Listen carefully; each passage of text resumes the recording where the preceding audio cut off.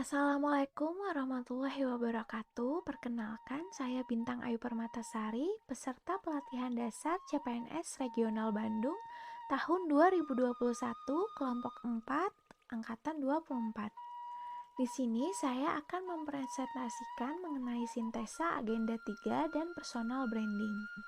Agenda 3 terdiri dari manajemen ASN, pelayanan publik, dan whole of government.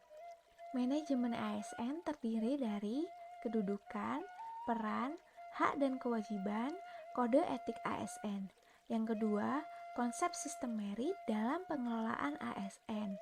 Yang ketiga, mekanisme pengelolaan ASN. Kedudukan ASN.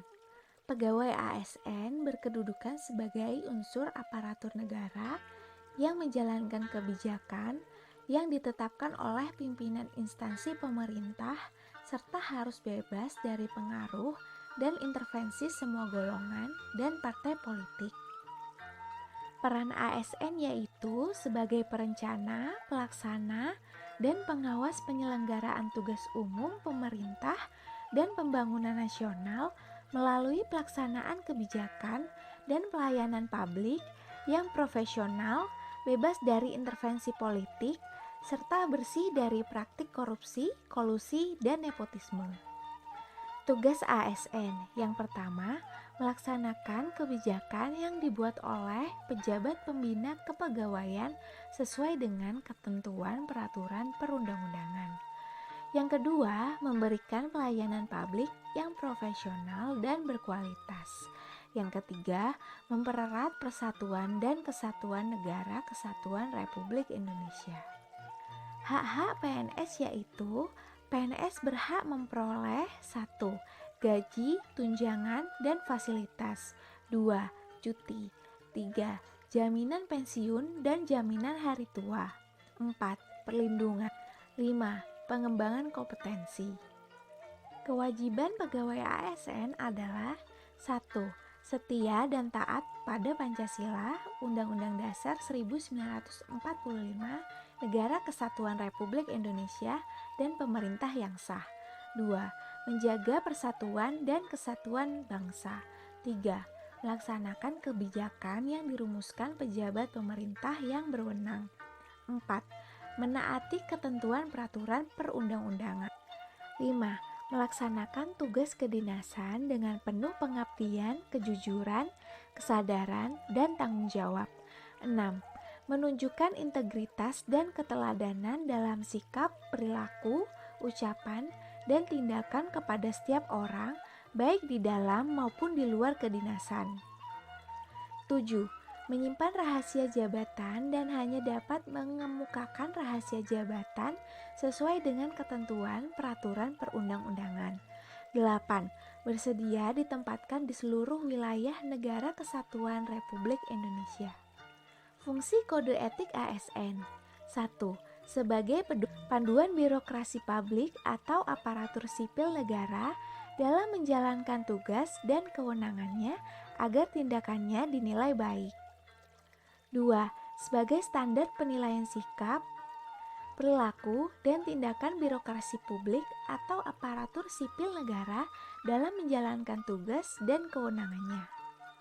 3. Etika birokrasi penting sebagai panduan norma bagi aparat birokrasi dalam menjalankan tugas pelayanan pada masyarakat dan menempatkan kepentingan publik di atas kepentingan pribadi, kelompok, dan organisasinya. Pelaksanaan sistem merit dalam beberapa komponen pengelolaan ASN, yaitu yang pertama, 1. Penyusunan dan penetapan kebutuhan. 2. Penilaian kinerja. 3. Pengembangan kompetensi, promosi, mutasi, dan penghargaan. Mekanisme pengelolaan ASN. Pengelolaan atau manajemen ASN pada dasarnya adalah kebijakan dan praktek dalam pengelolaan aspek manusia atau sumber daya manusia dalam organisasi, termasuk dalam hal ini adalah pengadaan, penempatan, mutasi, promosi, pengembangan, penilaian, dan penghargaan. Mekanisme pengelolaan ASN terdiri dari manajemen PNS dan manajemen P3K pengelolaan jabatan pimpinan tinggi, organisasi, dan sistem informasi. Menurut Undang-Undang Nomor 25 Tahun 2009 tentang Pelayanan Publik, sebagai dasar penyelenggaraan pelayanan publik adalah kegiatan atau rangkaian kegiatan dalam rangka pemenuhan kebutuhan pelayanan sesuai dengan peraturan perundang-undangan bagi setiap warga negara dan penduduk atas barang, jasa, dan atau pelayanan administratif yang diselenggarakan oleh penyelenggara pelayanan publik. Jenis barang atau jasa publik. Yang pertama, barang publik. Barang publik adalah barang yang bisa dipakai oleh siapa saja, contohnya udara bersih. Yang kedua, barang semi publik. Barang semi publik adalah barang yang bisa dipakai oleh siapa saja. Tetapi jika digunakan terus-menerus akan mengakibatkan kebosanan. Contohnya, laut, taman. Barang semi publik biasanya dikelola oleh pemerintah atau swasta. 3. Barang privat. Adanya persaingan atau pengorbanan saat akan mendapatkan barang. Contohnya, saat akan membeli rumah. 4. Barang semi privat.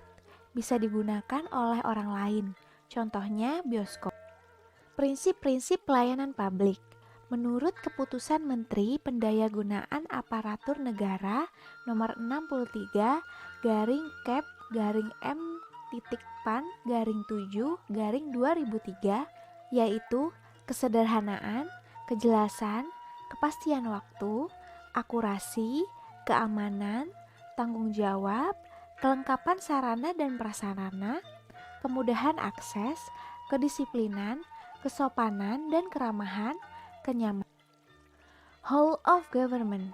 Whole of government adalah sebuah pendekatan fungsi dalam ruang lingkup koordinasi yang lebih luas guna mencapai tujuan bersama dalam pembangunan kebijakan, manajemen program, dan pelayanan publik.